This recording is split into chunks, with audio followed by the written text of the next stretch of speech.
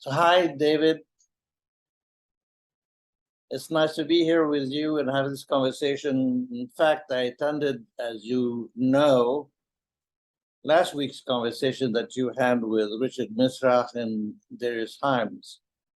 And I have to say, I loved Richard's work and so unusual. And I loved the conversation as well. It was really very nice. Thank you. Thank you. You must have had some positive feedback on that. We've gotten great feedback to it, and in general, doing these kinds of conversations is really something we started doing more of because of the pandemic. That Yes.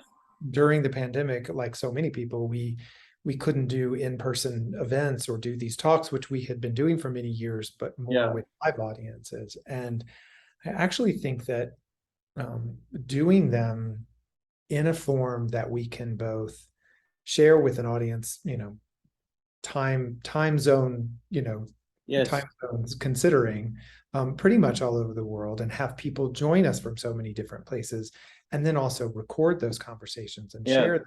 It's proven to be, really powerful lesson, especially because, as you know, a big part of our mission is to give books. We donate books to a network of libraries and schools all over the United States, and to be able to also, in addition, share these kinds of personal conversations with the artists and the writers and the curators and the various amazing people that we get to work with. So that they get a little bit of not only the book object, but they get some sort of understanding of the people involved, or the artist's own voice, if the artist that we're working with is alive. It's a great thing. Yeah, in fact, it's a great thing for me to go on YouTube and fumble and stumble on conversations with interesting people, interesting artists, dating back, a few years. It's really a wonderful resource. Yeah, it is. By the way, today is a Friday in mid-August. Do you close early on Fridays? We don't, no. No, you don't. I do. A lot of things that we do is related to the ways in which Europeans do so many things in wonderful ways, so often better than we do in this country. So I do actually close the studio for a week in August every year, but that's we're more than a week away from that right now. So I'm of the school of quitting early on Fridays, jumping on my motorcycle and zooming over to Fire Island or somewhere. That's great. That's amazing. Yeah. Well, I used to do that for years. Now, not so much anymore, but So today we're going to talk about something that's so laden with meaning for you for particular reasons, and that's art books in general and photo books in particular. You actually came to Santa Fe intending to go back to New York, and then you stayed. What was that about? I fell in love in two ways. I fell in love with Santa Fe. As I think you may know, Santa Fe has a quite remarkable history of artists and creative thinkers and really remarkable people who have settled here, going back to the 20s and the 30s. It was a history I was vaguely aware of, but not something I was specifically aware of. And I have to say that getting a chance to spend more time here and the quality of the light, the quality of the people, the quality of the community here really got under my skin pretty quickly. And I also fell in love with my husband, who I was set up to meet when I came here for a friend's wedding. And things converged, and we've been here now for 31 years. So the odds were stacked against you. Totally, yes. And it was never going to work. It was a recipe for disaster. but it did. It's amazing. So you ended up creating Radius Books from scratch in 2007, a non-profit with a focus on photography and fine art. So what was the impetus for that radical move? Because after all, you are a designer by training and art director by training. How and why did you become a publisher? I had been designing quite a number of books, and my background, my education was all in art and art history, and everything that I had done prior was to some degree or another related to the art world. And so as the design business had grown, I had done more and more design work for publishers in Europe and in the United States, all for-profit publishers, good publishers, quality work in general. But I think now I look back and saw really the two very significant issues in sort of that were sitting with me in terms of I felt like there could be something different in the way that books were being created. One of those issues was really market driven, Yes. that publishers of books, all publishers of books, or really the creation of anything that's going to be put into an open market, has to look at what's viable in terms of what can sell in that market.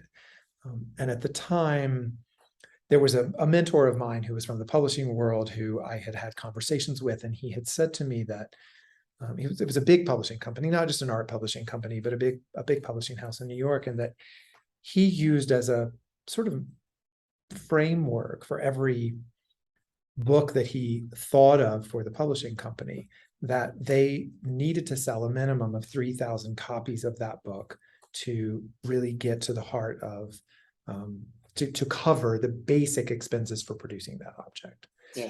So of the however many books he would publish in a year, which was probably in the hundreds, every single one of those he was trying to sell 3,000 copies of those. And when it comes to art books, that number reaching 3,000 sales of books, which I started to learn as I was moving forward into this world, is not all that common. It's a very small number, very small percentage of art books that reach that sale. Yes. So, and one of the reasons that was starting to happen is that at the time, going back 20, 25, maybe 30 years ago, there was a network of libraries in the United States that would essentially buy almost every art book that was published by a set number of publishers. And that network of libraries, 1,500, 2,000 libraries, if they all bought copies of those books, then there was a built-in sort of safety net for art book publishers to reach that number of how many books they needed to sell. I went to a publishing seminar probably 3 or 4 years before I started Radius, and there was a group of art book publishers that were talking about the disappearance of that reality in the art book publishing world, that essentially libraries were starting not to buy everything they published or all the books that they were publishing. And this was really only discussed from the perspective of a loss of sales. Yes. Which it makes sense. I mean, they were looking at, they're trying to make a product and their product isn't reaching that audience, then how do they make sure that they're going to continue to be able to do what they do? But I remember sitting there and thinking, there has to be more to this story from the other side. Why are libraries not buying books? And if they're not buying books, is it because they don't want the books, or because there's, what is the actual other story here? And it turns out that the other story is actually quite a bit about libraries losing funding, not being able to buy as much. Art books are some of the most expensive books on their list. And so if they're going to cut what they can afford to buy, then cutting at the top makes a whole lot of sense, because they can still buy as many books as possible, but maybe a few less of those art book titles. So you start looking, as I was looking at this landscape, I was looking at art book publishers having conversations and concerns about what and how they could publish things, driven by how many copies they could sell, and also just looking at what that was doing to how books were being made, which means if you're nervous about how many books you're going to sell from the moment that you start publishing a book, then you start making decisions about what you're doing with those books, born more out of finance than born out of doing the best for what can be done in terms of making the best. Yes, everything gets into. Yeah.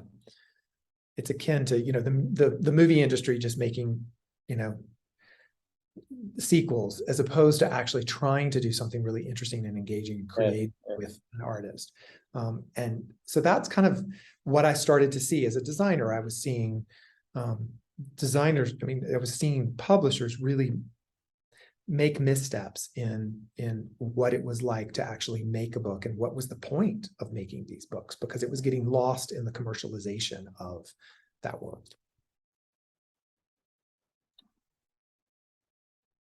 So you stepped in? Yes, I had this crazy idea that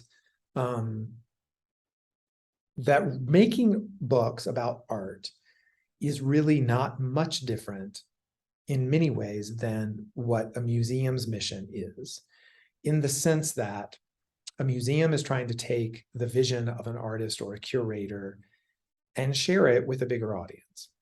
And I think in this country, we have an easy understanding that museums don't exist based solely on the amount of money that they make for the tickets that we pay when, you know, that we buy when we walk in the door of a museum. Yeah, it's a whole different proposition.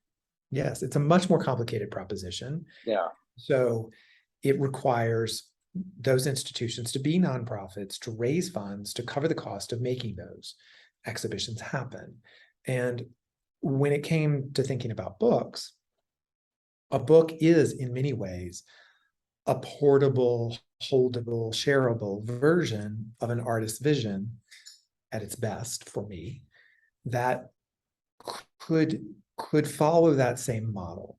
It didn't need to exist solely on the basis of how much you sell or how many copies of that book you sell. If you start from the proposition that sharing a vision, getting that vision out into the world and expanding it as much as possible, then, you know, books can do things that exhibitions can't. Exhibitions can do things books can't, but books have legs. They're portable and they can reach a much bigger audience. And kind of critically built into that for me was this idea that I had loved books since I was a child. I had been book obsessed since I was young and had a huge love of art books, mainly from going to libraries where I could access them. But as I got older and I lived more in the art world, I had this realization or this, you know, understanding that books like this, expensive art books, really only got into the hands of mostly the wealthy white people who could buy them. And if you look at that reality, like tennis rackets at the time. Yeah, like tennis rackets, right? I mean, like so many things in American culture, unfortunately. But yeah, just looking at the microcosm of this, you know, it's a reality that they have the capacity to do so many things. And if you can just get them beyond that audience into a much bigger audience, then you're actually potentially doing something. So it's really two things. It's the combination of making the object the best way possible without the compromising. Yeah, not compromising based on how many copies you can sell. And then also reaching as many people as possible with that thing. So but you still have the economic equation that has to be taken care of. Yes. And Raphael, had I known when I started this, how complicated and potentially difficult that process would be, you know, ignorance can be very helpful. I have learned a lot over 15 years, I can say that.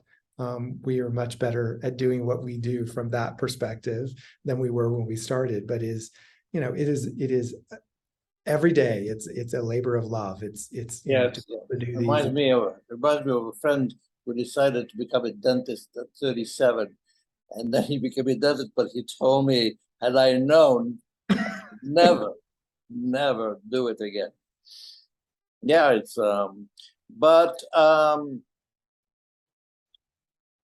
you say in your literature that Radius Books donates copies of every title we publish to a nationwide network of libraries and schools, with the hope and expectation that these books will reach and inspire new audiences, particularly young people.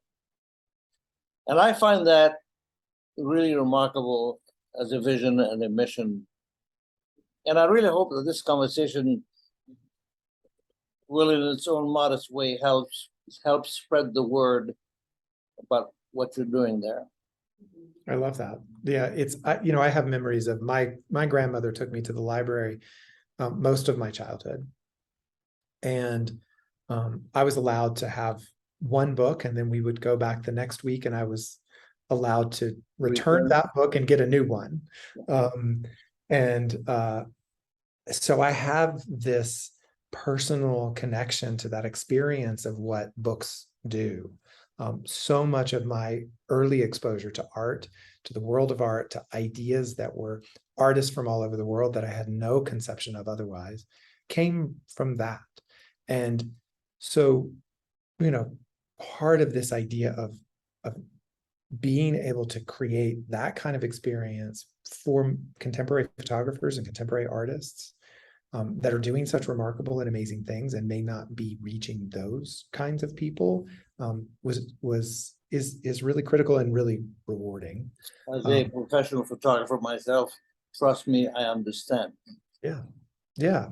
And the other thing that I can say about that is that when we first started Radius and we had this idea of donating to libraries specifically, the books that we publish in general, I think are books that you would think of for an adult audience. We work very hard. We have really remarkable writers, and the text content of our books is also incredible, as well as the content of the book can be artists working in really complicated and difficult and who pulls the writers in? Who selects writers for the books? We do. You do. Case by case, with whoever we're working with, because not every book that we publish is with a living artist. Sometimes we're dealing with institutions or curators or other people that bring projects to us. But generally speaking, we're working with the artist and the people that we're collaborating with on the project to think about who the writers, may be. But when you produce books like this and they have, all this text to it, we really thought college, university level, maybe high school level students for school programs was relevant to what we were doing, but not necessarily, younger audiences. But about 10 years ago, so maybe 5 or 6 years into Radius, my 5th, 6th, and 7th grade art teacher, who was named Rose Pickle, from the grammar school that I went to, saw an article about Radius and said, I want you to come. We had no context. She didn't know what had happened to me. She said she'd kind of always wondered what I had, gone on to do in the world. And she invited me to come back to the school and teach her classes with her for a few days, as a visiting artist. And I took 20, 30 Radius books, put them out on a big table, and started teaching for 3 days her classes with 5th, 6th, and 7th graders. And really thought that what I was really hoping to do was engage these students about just what a book is, what a book can do. So I used the Radius books as examples, but really I was there to talk about how books are made. What is a book block? What is a cover? What is a jacket? What is an end paper? What are the components that make up a book? What as a book designer are the decisions that I make? How do these things happen? How do they get put together? How are they printed? So I did a class sort of about that, using the Radius books as examples, but talking mainly about book form. And she asked me to leave about 10 minutes at the end of every class for them to ask questions and to look at the books. And so they started looking at the books at the end of the first class that we did together, and they didn't want to leave when the class was done. And so she said, David, I think the next class we should leave 15 minutes at the end for the students to spend time with the books. So we did. They still didn't want to leave. And she said, I think the next class you should leave 20 minutes. And by the time the day's gone on, we were leaving like 20-25 minutes at the end of every class just to let the students spend time with the books themselves. And they were so enraptured with them. They were so engaged by the book form and what they can do, and asking me questions about who is this artist? Who is this photographer? How did they do this? What is that? She ended up canceling her next week's classes and just letting the students have a full hour with the books. And this is 5th, 6th, and 7th grade students. Yeah, it's really surprising. It was a light bulb for me that the books that we make are, of course, very visually driven in many ways.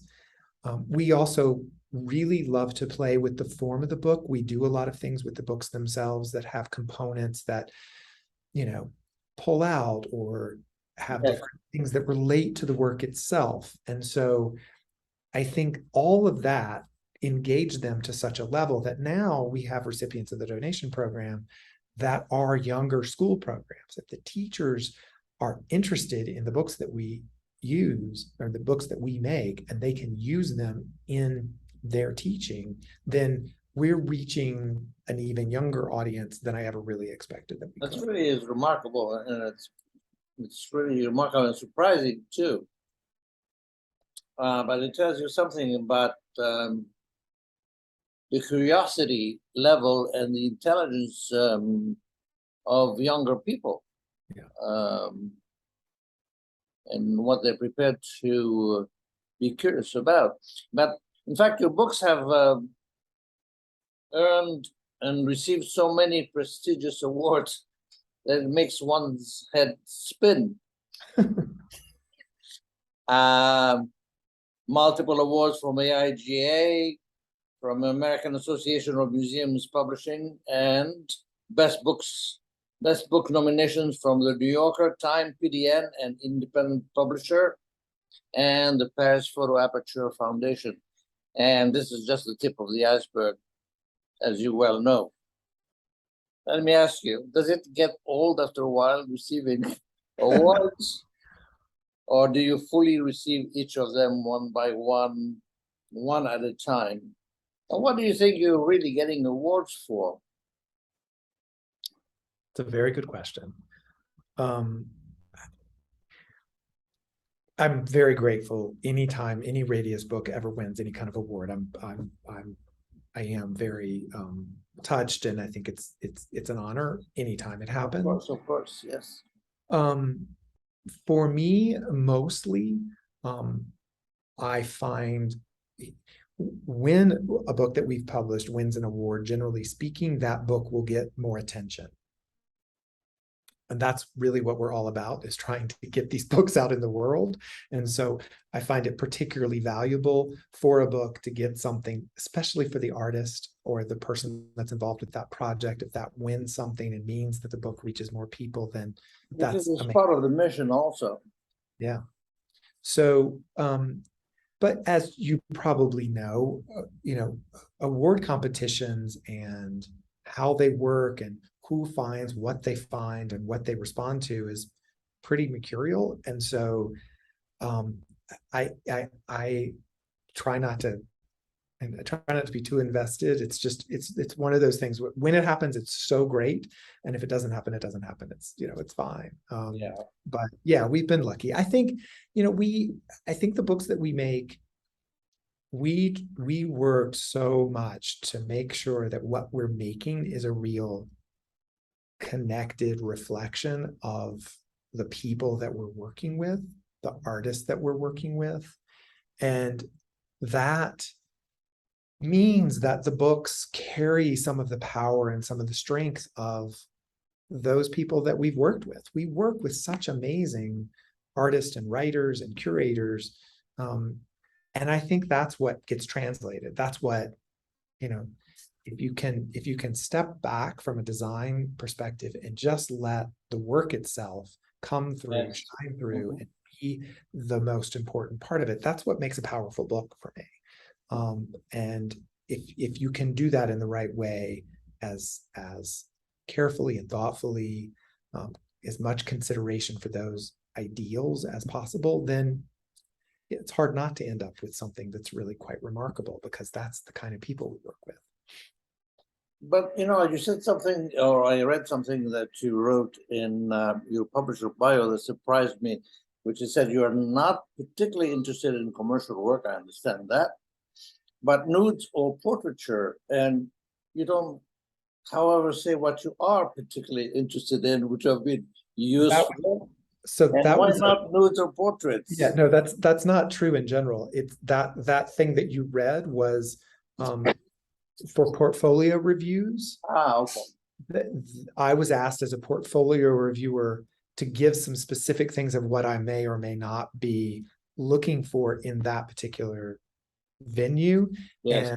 And so from a list that they provided to me, I was, checking off sort of more, I do want to see, complicated projects, landscape oriented. I don't necessarily want to just see a book of collected nude photography or collected, something else. And they wrote that piece for me that said that's the things that I was interested or not interested in. But to say that I'm not interested in those things in general is not true. Well, you must have at some point published a book of nudes or something. Yeah, of course we have. And so there's all kinds of,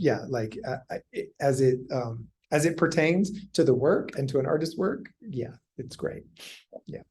So you are a graduate of Sussex University in England, and UNC at Chapel Hill, North Carolina, where you were a Moorhead Scholar. By the way, it's only 3% of Moorhead applicants get through, I read.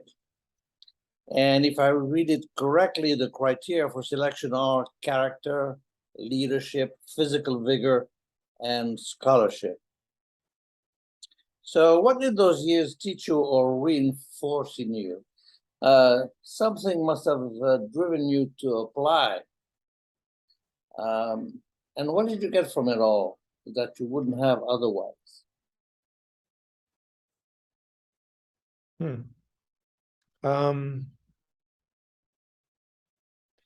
So I was a driven kid. I don't know that I can answer why exactly. But I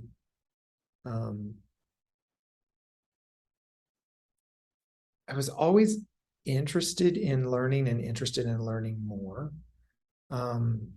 Financially, I needed to get a scholarship to school, to university. And I knew that when I was relatively young. And so I worked consciously as a high school kid towards that. And I applied to a lot of schools and into a lot of foundations for scholarships. And I think at the time, the Moorhead Scholarship was one of, if not the richest scholarship foundation in the country. I still have memories of the application process, which they fly you to North Carolina and you go through an in-person 3-day interview application process, which felt very intense for me at the time. But also, I think I'm not sure that I thought that I was necessarily from that world. That was a pretty high level. And I'm not sure that I thought that I was really going to get the scholarship. And so I was very straightforward. I was very much sort of myself. And I think that was a really important lesson for me, because when I did get the scholarship, I think it was confirmation of the fact that being true to yourself, being authentic, being real is really at its essence one of the most important parts of so getting accepted was that a serendipitous event for you? I think so. I mean, it was a complicated time for me, as it is for everybody at that age when you're in high school. It was very complicated for me because I knew I was gay, but I had not come out. I grew up in the very, very traditional South. And I was really scared to death that people were going to find out. And so that age and that time was really, really complex for me. I went to school as a pre-med student. Really? And changed my major when I was a sophomore. And when I did, the advisor for the Scholarship Foundation in the university told me that men didn't major in art history. Really? And the implication, the sort of undercurrent was, that's something that women do, but you're not going to come off very well if that's what you're interested in doing. And didn't say, but pretty much said, "Are you gay? Is that why you're doing this?" And it felt kind of threatening to me at the time. And I remember just thinking, okay, I'm just doing it anyway. This is me. This is the right, step for me. I value greatly that I was given a lot of opportunity because of that scholarship foundation. We had summer programs. I had access to things that were really, really great. But I knew then that I didn't want to stay in the South. I wanted to be in a more international, worldly, something kind of place, which, frankly, was my own bias. The South has so many incredible things to offer and is so international now. But I needed somehow to get out of that environment to find something for myself that I could move forward. But Sussex was incredibly eye-opening because it was such a deep dive into academic thought and really, deep study in a way that I didn't really get at Chapel Hill. It was very, very small class structure, 5-6 students to a class, 3-hour classes once a week. We would then write papers for the next class. A lot of research time, a lot of time in the library, a lot of time thinking, a lot of time in conversations with other students. It was very formative for me, and just a kind of, when I look at it now, the work that we do when we're putting together a book, and some of these books that we do, this Agnes Martin book that we just released, that we're just about to release, it was 7 years of research and writing and looking and details and talking to people. Those were that experience was very formative for me in terms of understanding that.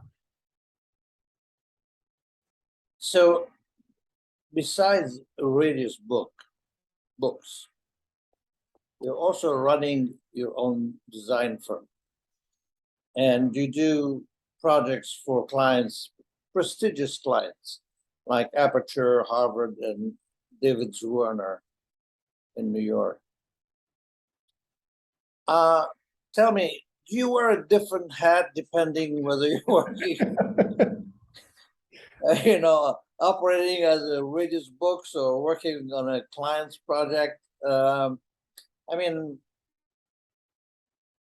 Maybe I should. Can you tell me? No, yeah. This is a reality born of necessity. In the beginning days of Radius, of course, Radius could not pay me. Yes, of course. And so running a nonprofit and doing everything that I was doing for Radius, I did. The first 10 years of Radius, I had no salary. And so the design business was the way that I was able to, put finance the whole thing.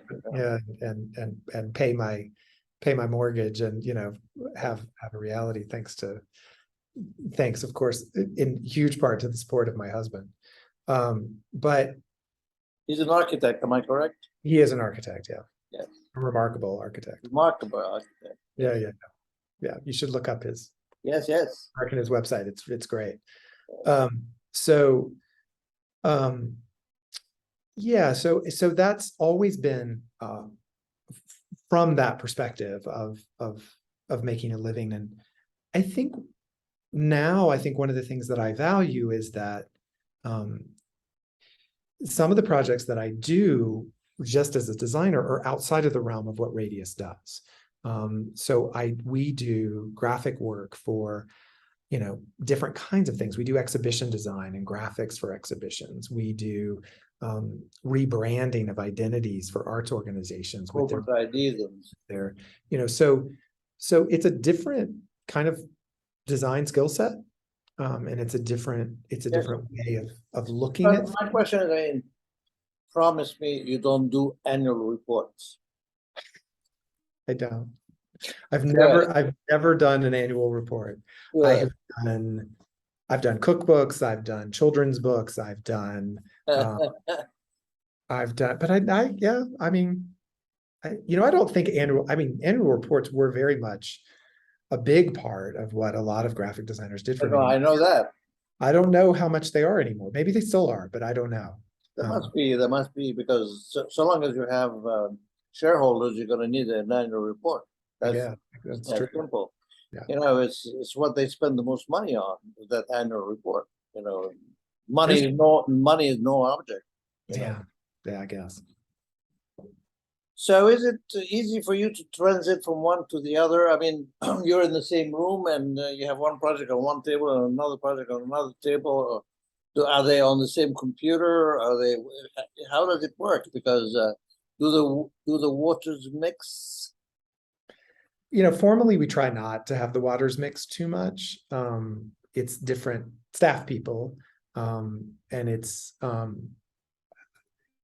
it can get complicated. I think sometimes when I'm doing design projects, people have some sort of expectation that could mean that therefore it could be a radius project, which doesn't really happen. And so it's,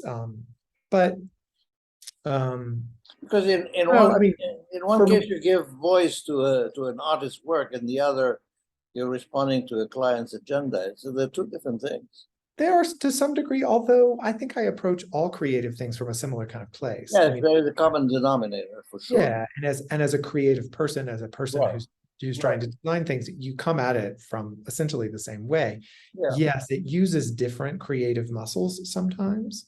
Sometimes I feel like when I'm working for the design company, I'm part of what I offer or I think is the right thing to offer a client is advice in terms of how best this design can work for them in terms of what they're trying to achieve. Yeah, and why also, yes. Yeah.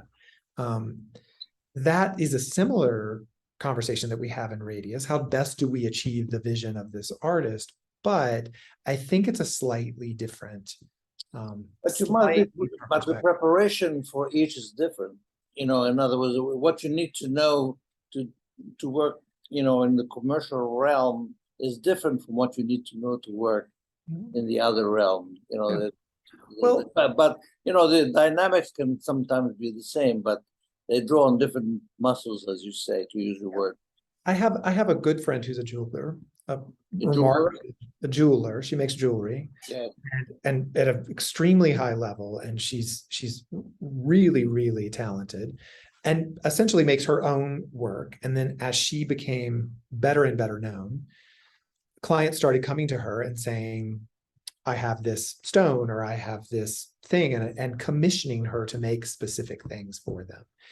And she has said over the years that in the beginning, some of those early commissions, when she took a commission for a client, that she regretted the fact that she had taken this commission because it became either complicated or difficult, or she couldn't figure out what it was the client wanted in relationship to what her voice as an artist, making what she was trying to make. But that ultimately, after she did more of them, she really began to realize that if she slightly twisted her perspective on them, that it required her to stretch in ways that she didn't necessarily stretch within her studio practice, right? So I think for me, it's been really helpful for me to have these kinds of projects and these clients that are not necessarily the world of making books or art books, but they do push you into, I look back sometimes and think I really did learn something really different and interesting because I had to go through that process that I wouldn't have otherwise. When you think about it, a large proportion of works in museums were commissioned by rich families. I mean, going back to the Renaissance. Exactly. Yeah, I mean, the Sistine Chapel. I mean, so exactly. Yeah. So it is interesting, like what happens when you have to grapple with constraints and different constraints than what you're dealing with. I mean, we grapple with constraints at Radius all the time. We grapple with the constraints of What funding do we have to make this book? How much time do we have to make this book? What's, and those things can be really, necessity as the mother of invention, which is very trite, but very true. It requires you to have to figure out different things, which from a creative standpoint is always intriguing and interesting. I think that anything performed at a very high level turns into ballet, so to speak. Even soccer. When I look at the Pelés of this world, on the field, it's remarkably graceful. Oh, incredible! Yeah. Federer playing tennis. Yeah, exactly. It's ballet. It's amazing. Yeah. Yeah. So what three things must be present in a book project before you even consider committing to it? You must have your requirements. From the beginning of Radius, one of the things that we said, and I think is still very true, I should say Radius is a team. We're a small team, but it is very much a team. And this group of people that I feel incredibly lucky to work with every day, when we sit and start talking about what we're going to publish versus what we're not publishing, at one of those very, very early meetings, I said, if there's not somebody at this table right now that isn't passionate about the idea that we're publishing it, it doesn't say we have to publish this, then we shouldn't be publishing it. And I don't think that needs to be every single person at the table. In fact, when we engage the board of Radius in these decisions about what we publish and how we publish and who we publish, and one of the things I started doing several years ago is asking the board to rank, because we would have these conversations and somebody would say, oh, I don't like that project, or they would say, oh, I love that project. And those are such non-quantifiable value judgments that I started asking them to rank the projects on a scale of 1 to 10, 1 being don't publish it and 10 being you absolutely have to publish it, to get a sense of where they sat. And I was really surprised that sometimes books that were talked about relatively positively would get a lot of 5s and 6s and 7s, right? Out of a lot of 5s and 6s. Out of what? Out of 10. Out of 10. So from 1 to 10. And where I've come to now is that, if I present a book to my committees, to my board, and it gets all 10s from everyone, then yes, of course, we're going to publish that book, right? It's everyone is on board that it's a thing we absolutely should do. But if we have a project and it gets a lot of 5s, a lot of 6s, everybody's sort of like, you should publish it.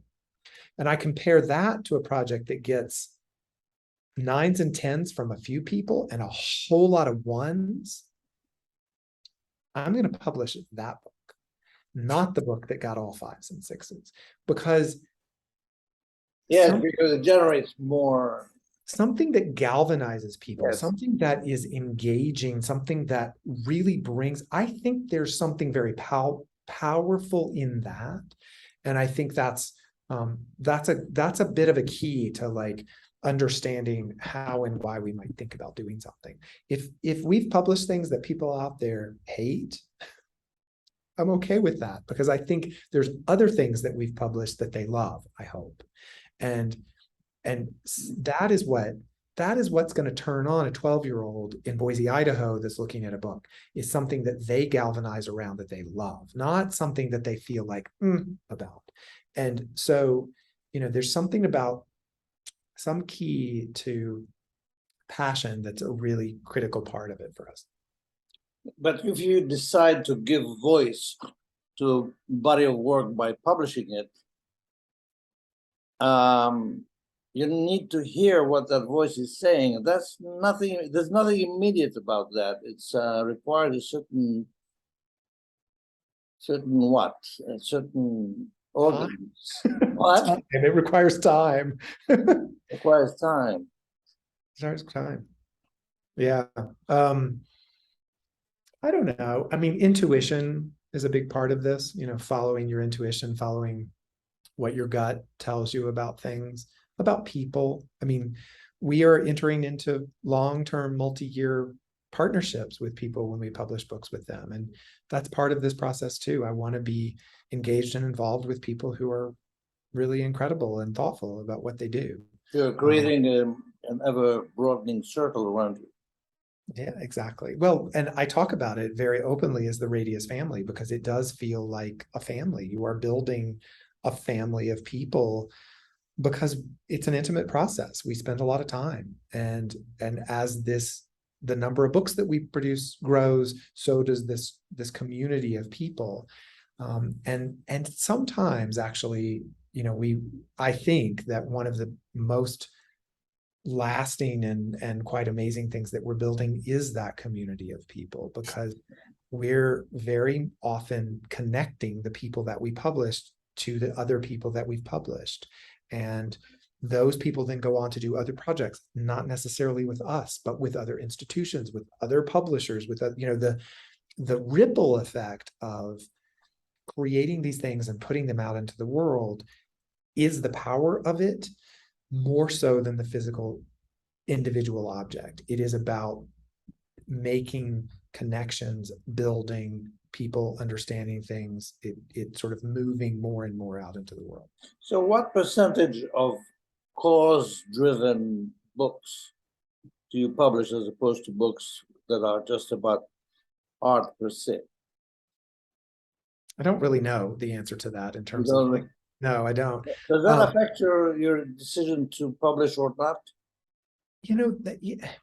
How is beauty not a cause?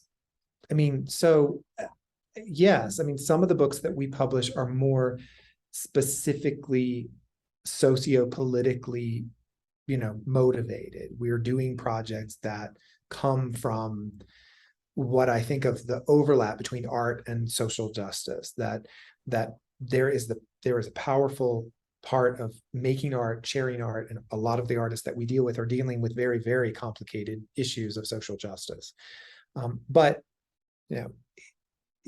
some of the books that we do are, monographs about a painter and the work that they've made, and maybe their stated point isn't that it's political or that it's driven by those kinds of issues, but I believe that there's power in what artists are doing, regardless of where that comes from, and that there's so many different kinds, and I want to be publishing a diversity of voices in the true spirit of that word, diversity, in every way. Absolutely, in terms of publishing representatives of men and of women, not just men, and people of color, and people who don't get their voices heard all the time is a huge commitment from where we are and have always been. But at the same time, it's the diversity of kinds of representation of art. So it's why we've always published photography and art of other media. Most publishers tend to be one or the other of those two camps. They tend to publish photography or art of other media. And for me, it's all relevant. It's all vital. And we should be giving voices to all kinds of things, from the most political to the least political. It should be a part of this dialogue of the full art world. And I think they all have a place. But I have to write down what you said about how is beauty not a cause? Because that says it all for me. Yeah. There's a question I must ask you. What has the silver lining been for you and your work from the pandemic? Are you emerging richer, more resourceful, more limber from the experience? Yes. We actually learned, I think, as I think so many people all over the world did, we learned a lot during that time. There was value in slowing down. There was value in having an unexpected moment to really be reflective and say, okay, hold on a minute, like, what are we doing? How are we doing what we're doing? Is it sustainable? Is it working? And that was a gift in and of itself. Yes. And to the price was high, but yeah. It turns out that books were and are transportable and reachable to people all over the world when a lot of other things weren't. And it felt to me in the first few months of the pandemic that books were more important than ever. And I think that realization, that knowledge has really galvanized us in terms of how we're doing and what we think about we're doing. There were some practical things that happened too. It gave us time to redesign our website, which we sorely needed to do and didn't have the time to do, and so that was great. It also just taught us about the value of some of the relationships that we had, the relationships with the printer that we have grew that much stronger because we are like family with them. And that was really incredibly important for us. And just as a team, I think we grew a lot. And then, as I talked about before, one of the great gifts of all of this is that we learned to be more nimble on media and forms of media so that we could share what we do with more and more people. And that, I don't think, is anything we'll ever go back to. Yes. You also said something about publishing virtual books is not what you're about. And which reminds me of a remark that Howard Greenberg made in an interview with American Suburban, in which he states that in fine art photography, you seem to be moving slowly away from the appreciation of the photo book as an art object. And I think he was, as he was saying it, he was deploring it. Have you found that to be true? I don't know. I think we find it, even from what I was telling you with grade school kids all the way up to the people that buy our books. I think we live in such a technological world that books, physical objects, are powerful, and I think carry a sense of intimacy and complexity that you don't get from holding a digital object. And I think the way that we take in information in book form by written or printed image and text on paper is different than what we get from digital devices. Scientific America did a really fascinating article about how much more we retain from that material, and I think it's true. I know it's true for me personally. I retain more information when I'm looking at something printed and physical. I was asked at a talk a few years ago, really actually very kind woman at the end during the Q&A said, if you make books like you make, surely you can recreate the way we think of an ebook. You should be able to make a really great ebook. And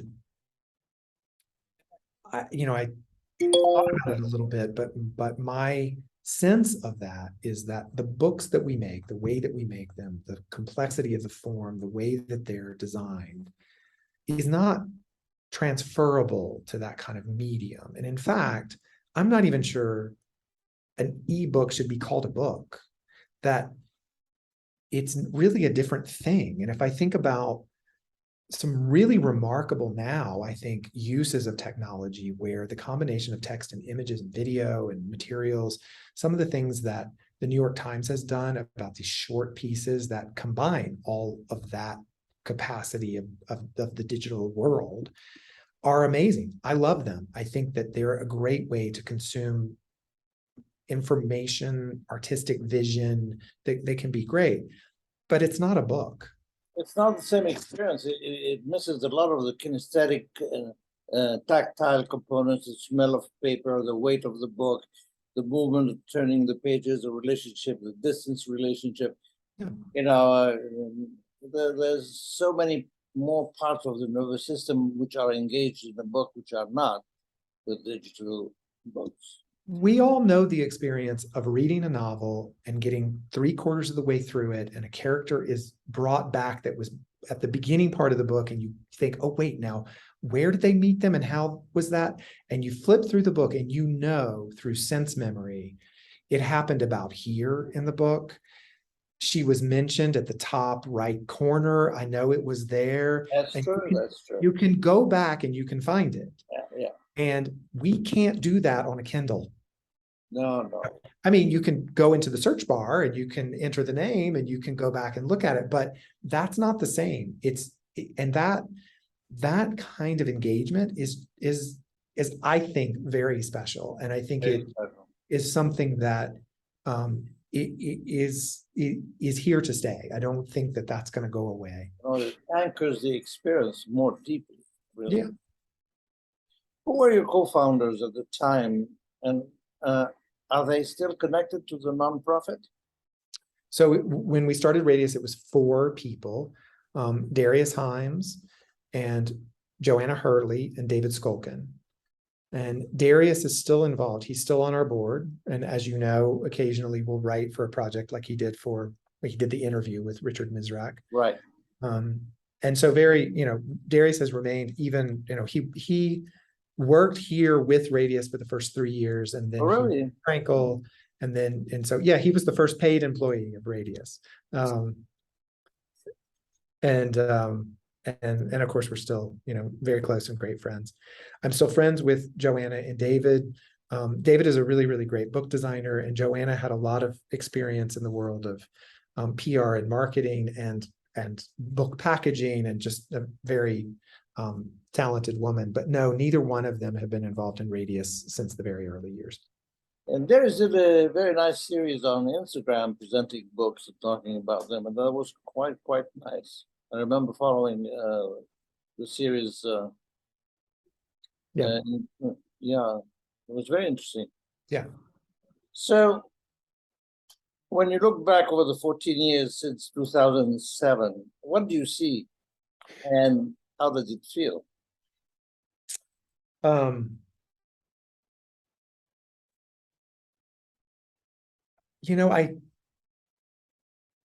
It's funny to look backward as opposed to looking ahead. Like I spent so much of my life looking ahead in terms of what are we publishing next? How are we going to do the things we do better? How are we, the executive function.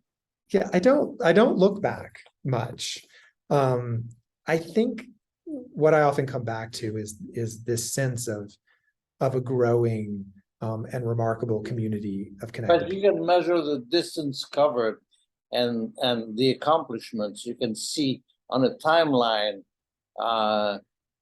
all the challenges that you have mastered and the progress that you have achieved and the people that you have gathered around you and the projects that saw the light of day, all of that. That's very empowering and an acknowledgement of what you've done. It's also pretty humbling. I mean, yeah, I think so, because it's built on so much work by so many people. I mean, it's not just me. I mean, it's so much that's been done. But you were a part of it. Yeah, and I love that I've been a part of it. It's a great gift to have been around all of these people for this time, and to get to engage my life with so many incredible thinkers and creative people is one of the best parts of what I do, that I get to, So even though there have been a lot of people collaborating with you on all these projects, if I look at the totality of your books, if you look at the totality of your books, can it be said that we can spot the David Chickey brands, and you can see that you were there? Does it carry something, some of your DNA? People say that. I mean, I think it's hard to escape that. I think I work very, very hard to make sure that every book we make is the reflection of the artist. That's our goal. It is not about some vision that I have about what this is supposed to look like. It is truly meant to be a reflection of that photographer, that artist, that curator, that exhibition, whatever that. Yes, but even opera singers do that, but you recognize the opera singer. Yeah, and I think the delivery is important. Mm-hmm. And I think it's there. I mean, I think because, that touch, that hand, that engagement, that involvement. Exactly. It's not like you can completely escape that, but it's not a conscious aesthetic decision on my part. I don't hold the books and look at them and say, does this one meet that specification in the way that that one did? It's whatever happens in that happens unconsciously through just, I should say books are very complicated. There are hundreds and hundreds and hundreds of decisions that go into every book that we make. It is a lot of effort to make objects the way that we make them. And so when you think about all of those decisions piled on top of them, I think that there are ways of making decisions that probably do come through in some ways, but it's not a conscious branding concept. I talked to some of my not, but inevitable. Yeah, probably, yeah. So, because you look ahead, can you see clearly ahead? What do you see ahead for Radius, for the business? What does it look like for you? And how does it feel? Are you confident? Yes, I'm really confident. I think that we've made, incredible strides in 15 years. I feel like I've learned a lot. I feel like we've learned a lot. I feel like it's grown in a lot of ways. It's always, with any nonprofit, it is a challenge to maintain security and financial, responsibility in terms of the face of how complicated and expensive it is to do what we do. That's a big part of my job. I think a lot of people don't realize how much time, effort, and energy goes into raising the funds and making sure that this is handled very smartly from a fiscal responsible place. You have a consultant for those aspects? I have a board, and I have a finance committee on my board, and I have remarkable former CEOs of major corporations on my board. So I have a great network of resources, but no, we're a small team and we do it all internally. And I think that's something that I think for the future and the stability of Radius is really, we're growing in really smart ways. I feel really, excited about the potential of that. And mostly I feel excited about, as people know a little bit more about us and people understand what we're doing, the stretch and the reach that financial security can give us for getting more and more books out to more and more institutions is where I hope we're going. We're having conversations, some really interesting conversations with universities and university programs about how our books enter into the curricula for both high school and college level students, because I think that there's potential for that outreach to be even more than it is now. And if we're smarter about how we engage with the academic world in terms of giving them the things they need to be able to add some of the content for some of our books into their teaching programs, then that means that some of the voices of the people that we're talking to are getting more and more audience, which is really important. So there's that. You have to listen to a lot of people from many different directions, really. Yeah. And the viability of all of that to some degree comes down to our ability to afford that. I would love to have more staff. I don't want a lot more staff, and I don't want to publish a lot more books than we do in a year, because it takes, we can't do what we do. You can't just expand that irrationally. You need a small team working on a small number of projects. We do about 20. Can't scale it up, and we're not going to scale it up, but more staff to help with that, more staff to help with the donation program, more staff to help with how we enter that into different programs. All of that is part of our future, I hope. So, David, is there a book that has a special meaning for you? I can't pick a favorite child, no. Come on. Is there something that they are all special. They are all special to me. It was so hard to do. It took so long. No, they're all incredible. I mean, we really were lucky to make amazing, books, and they all have different arcs and different stories. They have different ways in which they've come into the world. So, which part of your academic preparation prepared you best for this career that you're on? I don't know. Two things come to mind. One, I actually think that my time in undergrad, because I was a painting and art history major, and the time that I spent in the studio having to face the ideas of what it's like to be an artist, to think in terms of how to make my own work and to how to, the things that I grappled with, I think that gives me some insight into the people that we work with, what they go through, what they think, how they think. I think that's very valuable for what I do now. But I also think just the skills of learning how to think creatively and think in complicated ways is probably what really helps me in this job the most, because it is a complicated undertaking. It is a, there's so many moving parts to what we do. Yes, it's very complex. Yeah, which I love. I just synapses are firing right and left all the time. I'm happiest when I'm incredibly busy and have 1,000 things to multitask. So, that's part of it. Well, David, it was wonderful chatting with you. It was great. I really loved it, and I'm sure we'll meet again. I hope so. And I hope so too. Yeah. And I thank you very much. Thank you. I really enjoyed it. All right. Take care. Take care.